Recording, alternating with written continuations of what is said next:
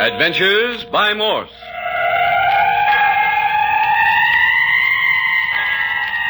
Carlton E. Morse presents You'll Be Dead in a Week, featuring Captain Friday. If you like high adventure, come with me. If you like the stealth of intrigue, come with me. If you like blood and thunder, come with me.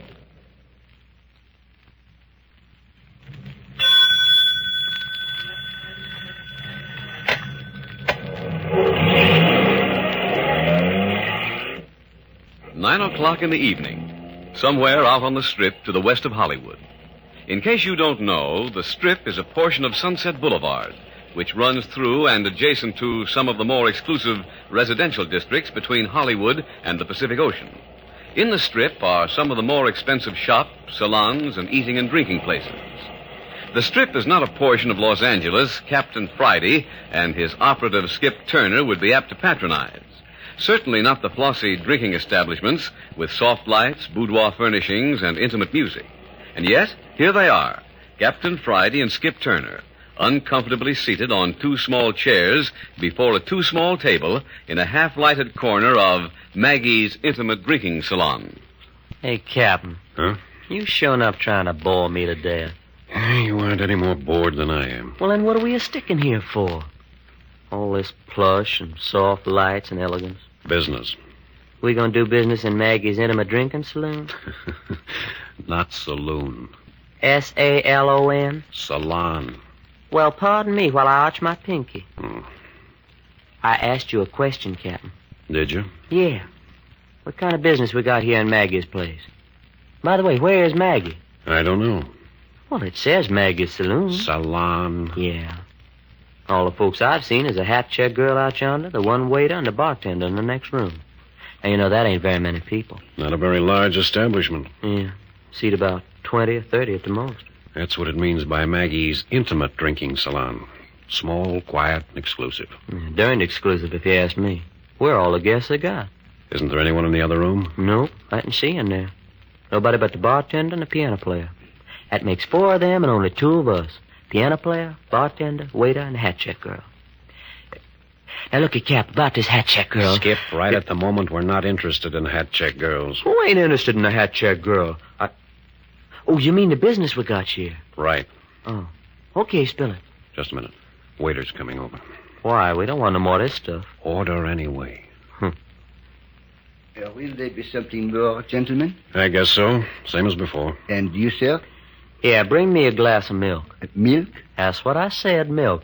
I beg your pardon. Go on, get me a glass of milk and quit looking like you never heard of the stuff. I will see what can be done. Hey, and wait a minute. Yes. Why ain't that piano player in there playing? It is a little early in the evening yet. Well, it ain't early if he's got paying customers, is it? I will have to take that up with him. You do that, will you? And tell him to rip off the last roundup of the Darktown Strutters Ball, something like that. I will mention your suggestions to him. Darktown Strutters Ball. No, I don't think he cares for me. Can you blame him? When did you take up milk as a beverage? Oh, I'm just ordering milk now on account of it makes our waiter so darn mad. He takes it as a personal insult. Hey, what's that? Letter? Well, yeah, I can see it's a letter. Hey, does it explain the reason for our being here? Yeah. Want to hear it? Why, sure. Kind of fancy paper, ain't it? Ain't that a girl's handwriting?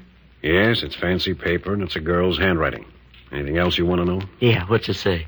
If you'll keep still long enough, I'll read it. Okay, shoot. Letter's signed Eve Carson, girl who wired us in San Francisco. This is what she says. It will be very much to your advantage to meet me in Maggie's intimate drinking salon on the Strip sometime between 8 and 9 this evening. I will come directly to your table and join you as though I were an old friend. Please treat me as such. What I have to say to you will take only a few moments, but will mean a great deal to me as well as to you and your friend, Eve Carson. Is that all? That's all. And that's why we're here, huh? Meet Eve Carson and treat her like an old friend. That's right. Here, let me have a look at that letter. Go ahead. Very much to your advantage to meet me. Does she mean by that she's young and good-looking, you suppose? Yeah, give me that letter. Well, I always did say it was to a fellow's advantage to meet a young, good-looking girl. But looky, Cap, she said between 8 and 9, and it's 10 minutes after 9 right now. Yeah, I know. You mean she ain't a-coming? You know as much as I do. But if she's not coming... Hold it. Waiter's coming back. Mm-hmm. Well, hi, sport. See you found some milk. Quite. Sure, I knew you'd find some if you tried. However, I am to inform you this is positively the last milk I can serve. This is all, huh? Positively. Don't know any accommodating cows personally, I don't suppose. If you please. Okay, let it go.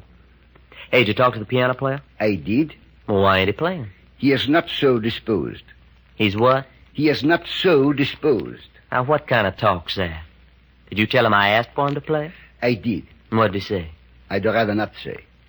Oh, he did he? Well, darn his ornery hide. Hey, Skip, sit down. But, son... Sit down. Here you are, waiter. Keep the change. Thank you. Okay, beat it. With the greatest pleasure.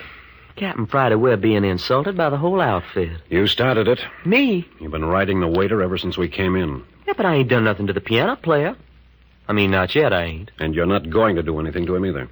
Just rough him up a little, maybe? No. He a friend of yours? No. Well, then what hurt? We aren't starting anything in this place until we know why we're here. Well, it don't look to me like we're ever gonna know.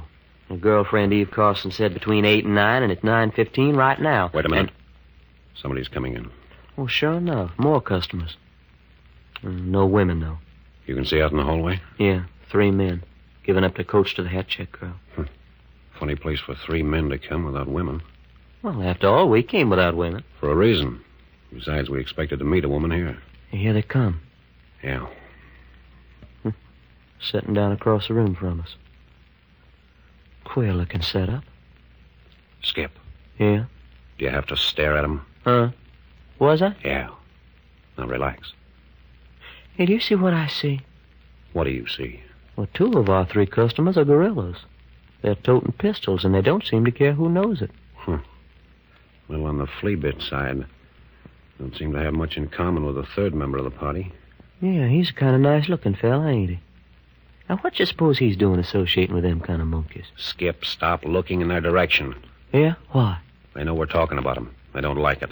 So they don't like it. Now, look, Skip. We came here for a special purpose. We don't care why a good-looking, well-dressed, obviously cultured young man is associating with a couple of thugs. It's none of our business. Okay, fella. Hey, waiter. Now, what do you want? Hey, waiter. You spoke to me? That's right. Get me another glass of milk. I think I told you there is no more milk. Now, looky, am I going to have trouble with you? I beg your pardon. Get me another glass of milk. Perhaps you'd prefer to go to some other establishment. No, I wouldn't prefer to go to some other establishment. Get me a glass of milk and step on it. I will see what I can do. Well, go on and do it. Next thing he'll be wanting is a nursing bottle. You hear that? Yeah. What are you antagonizing him for, Skip? You really don't want any more milk? I know it. It's just that I'm bored. Besides, he's been trying to hi-hat us all evening. Hey, will you excuse me for a minute? Skip, sit down. No, I got something I got to attend to. Well, at least tell me what you're up to so I can be prepared. Well, sir, I'm going in there and talk to the piano player for a minute. What about? Music, son, music. What do you talk to piano players about? Look, Skip, take it easy. This place is loaded with dynamite. Yeah? Yeah. Now, watch your step. Oh, shucks, Captain. Can't do no hurt just having a little music lesson. Well, hi, son. You the whole doggone symphony orchestra in this here joint? That's right. Yeah. Mind if I lean on your piano? Why not? Thanks. My name's Skip Turner. Yeah? Mm-hmm. That's my sidekick in yonder, Captain Bart Friday. So what? Nothing. That's a funny joint you got here. Yeah? Mm-hmm. Why? Well, it's all dolled up like a woman's bedroom. If you don't like it, there's lots of other places on the strip. Sure, I know. Funny thing, though, it don't seem like this was the kind of place that would attract a couple of gun-slinging gorillas, now does it? What's the matter? There's a couple of trigger men in here now. Why, sure. You surprised? Why do you come in here and tell me? Sit down. Stop looking over your shoulder. I still want to know why you came in here and told me. Just thought you might be interested. Oh, here comes the waiter with my milk. In here, waiter. You always drink milk? Not always. Sometimes more than others. How about having a real drink on the house? Nope. Thanks just the same. Oh, you wish your milk served here? Yeah, I'll take it. Hey, did you ever try sipping milk like wine? Tastes all right. You threw that milk in my face. Yeah, I throw that glass of milk in your face. How dare you? Listen, son, don't never try to serve me no Mickey Finn. Don't never do it. Especially in a glass of milk. You threw that milk in my face. Look at my uniform, ruined. Maybe you want to make something of it? Well, what's the matter with you, piano player? Sit down. This ain't your party. That's right. It ain't my party, is it? Oh, what about it, waiter? You want we should bounce each other around for a while, or shall we call it quits? There, il bread cloud. And there he goes. Call me an ill-bred clod on account I didn't drink his Mickey Finn. We don't serve Mickey Fins in this place. The heck you don't. We don't serve Mickey Fins in this place. Well, son, I'm awful sorry to have to differ with you, but that waiter sure enough tried to dish me up one in that glass of milk. I think it's time you and your friends were leaving. Hey, is that friendly? You're more trouble than you're worth. Get your things and get out. You don't say. Yeah, You know, fella, you almost talk like you was the owner of this joint. I am. Oh, now, come on, don't give us that stuff. Says right on a sign outside the door that this is Maggie's Drinking Emporium. I'm Maggie. No kidding. And I want you and your pal out of here in 2 minutes. And just to prove it, Hey, you're now looking down the muzzle of a 38.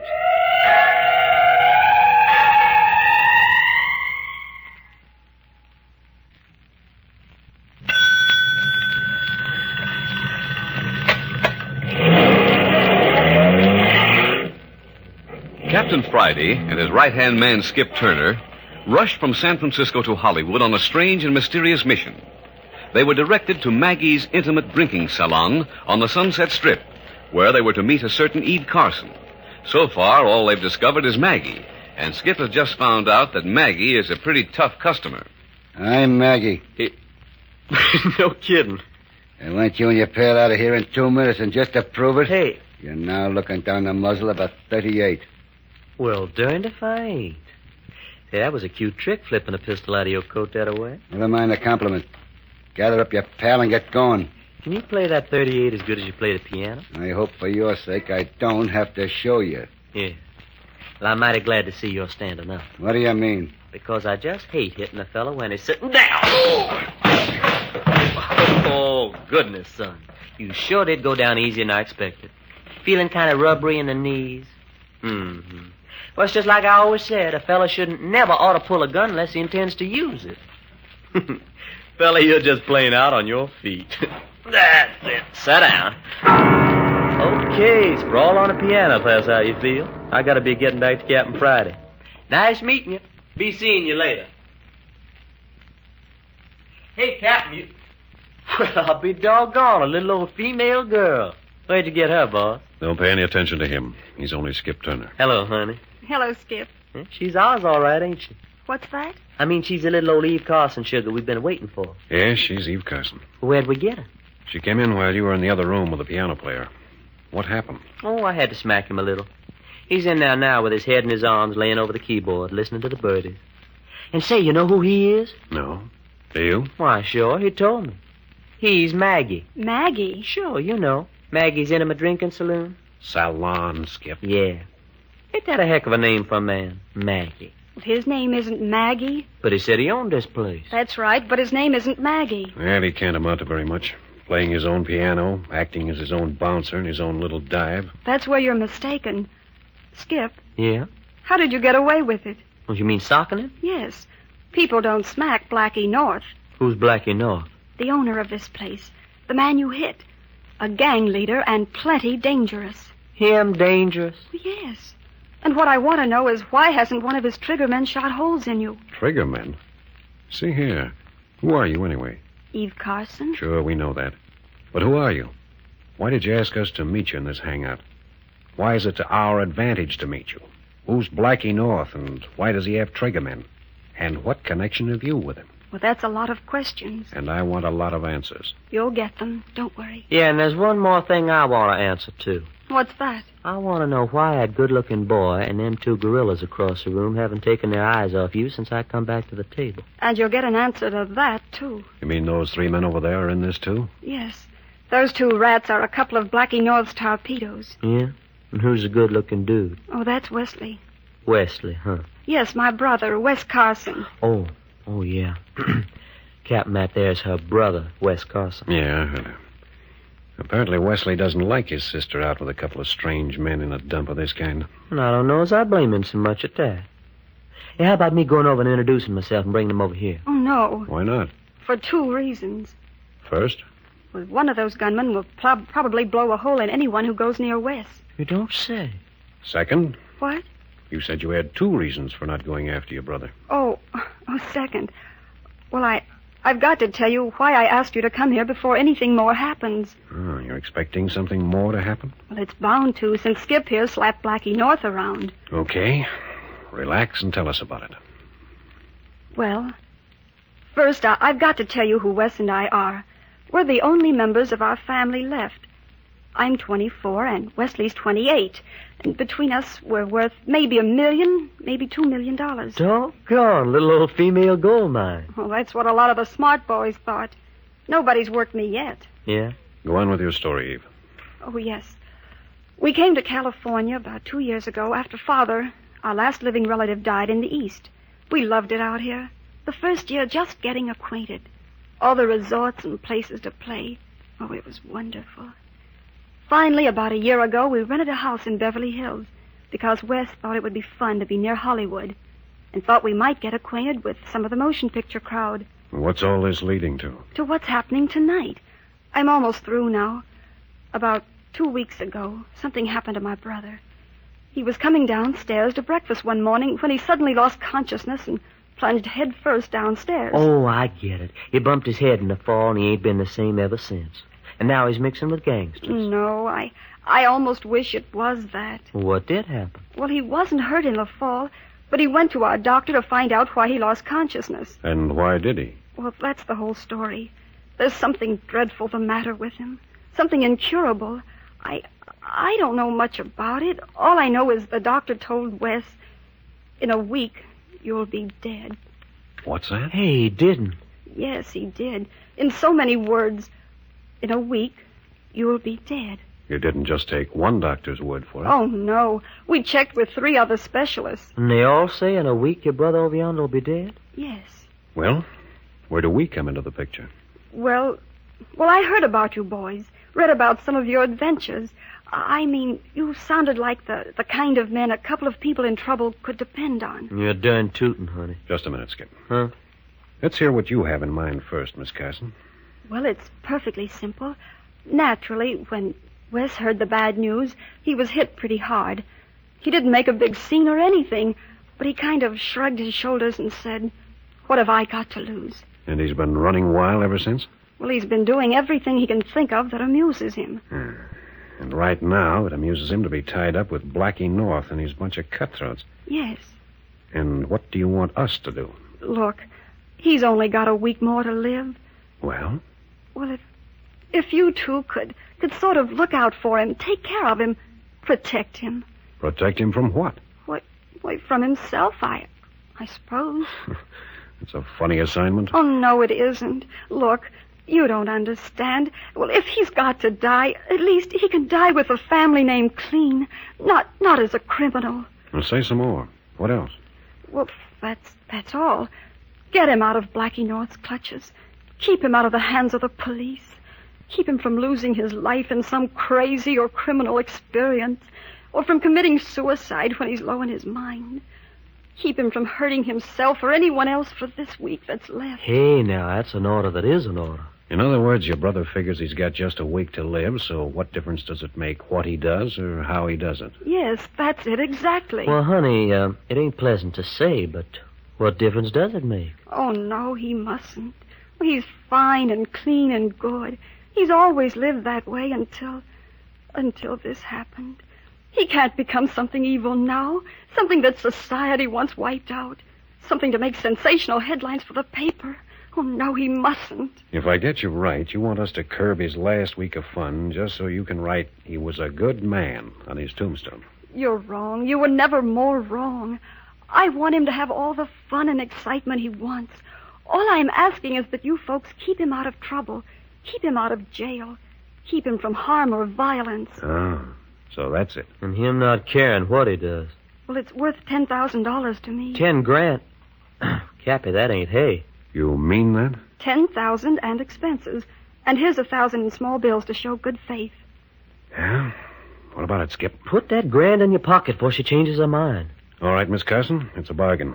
And a bad one, if I'm not mistaken. It won't be easy. The police are looking for Wes right now. What's that? Hey, you didn't tell us that. Why should I? Hey, Cappy, trouble's coming up. What sort of trouble? Well, I've been watching the hat check girl. This is the third time she's turned customers away. She keeps telling people the place is full up. Not letting anyone in, huh? Uh-huh. Blackie North still unconscious on the piano in the next room? Yep, still laying just like I left him. Miss Carson, Yes. I think our first move to help your brother will be to free him from those 2 trigger men over there. Well, they're just Blackie North's men. If you really want to help him, free him from Blackie North. Eventually. But first we'll wrap up those 2 guerrillas. Skip. Yeah. I'll go get them. Hey, what about me? You sit tight with Miss Carson. Keep an eye on the next room and especially watch the back door. Don't let anyone poke a gun through a crack and open up on us. Well, you'll be shot down before you get halfway across the room to my brother. Are those 2 men with your brother? Yes. Watch and see. Keep me covered, Skip. Dive in when I yell. You bet you. Why, Skip, what's the matter with Captain Friday? He acts like he was drunk. Yeah, good job acting, too. Staggering closer and closer to your brother's table. You mean it's just an act? Yeah, he's almost close enough now. Now watch. Get him, Skip.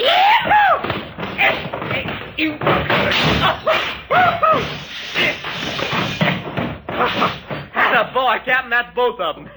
And now if you'll excuse me, son, I'll tap that waiter on the chin and make it 100%. Hello, Wesley, old kid. Boss wants to talk to you. Say, what's the idea? Who asked you to crash my party? Sorry to butt in like this. Well, I was sitting here quietly drinking with a couple of friends. The next thing I know, you 2 have beaten them into unconsciousness. Take it easy, fella. Well, who do you think you are, anyway? How about coming over to our table and talking it over? Why?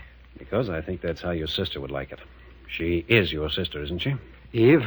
Certainly. Now then, come on. Well, how'd we do, Miss Carson? You boys are rather wonderful, you know that. Oh, how the lady does talk. Sit down, Carson. Hello, Wes. What's the idea, Eve? Are you the cause of all this? The cause of what, Wesley? Well, the whole Blackie North gang lying around like a bunch of stiffs.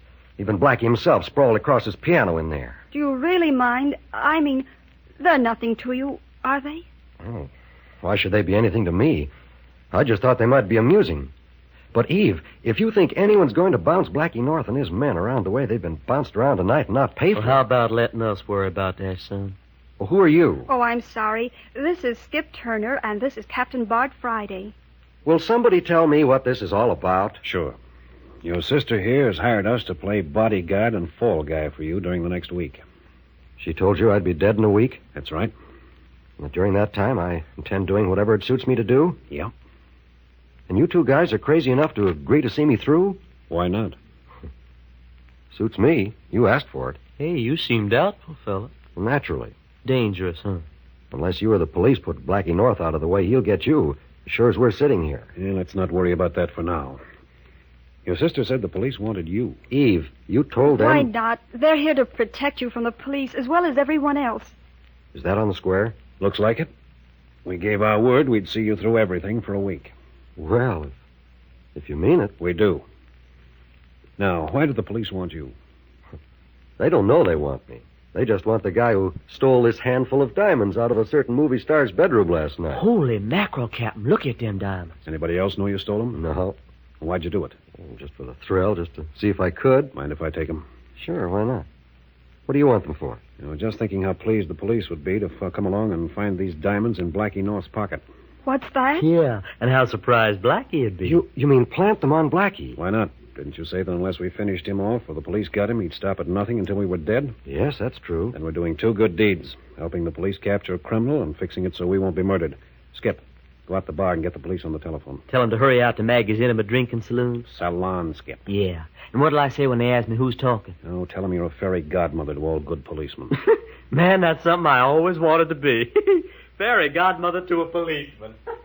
Captain, we're not going to be here when the police arrive, are we? Not at all. As soon as Skip has stirred up the police, I suggest we adjourn to the Carson home for a good night's rest. Yes, everything's prepared for you 2 to stay with us. No, I don't want to go home. But Wes... I don't want a good night's rest.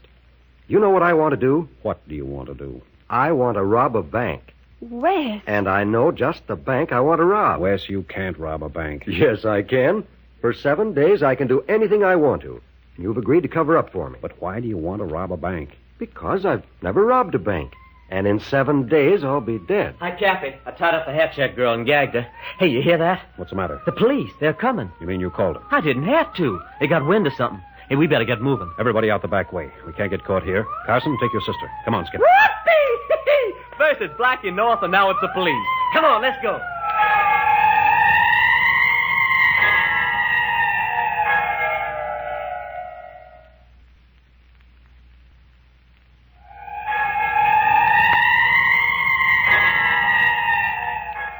Here is a strange assignment for Captain Friday and Skip Turner.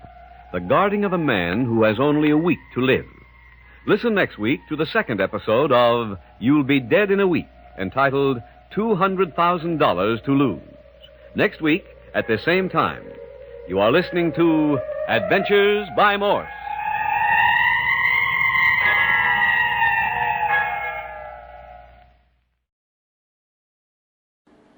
Would you like a shout out? Leave a comment in the section below. Tell me who you want to shout out to, who you want to shout out from, and we'll get it up here for you. Hey, thanks for watching this video. Please like and subscribe. That way you won't miss any. We got a lot more of these. Check out our playlist.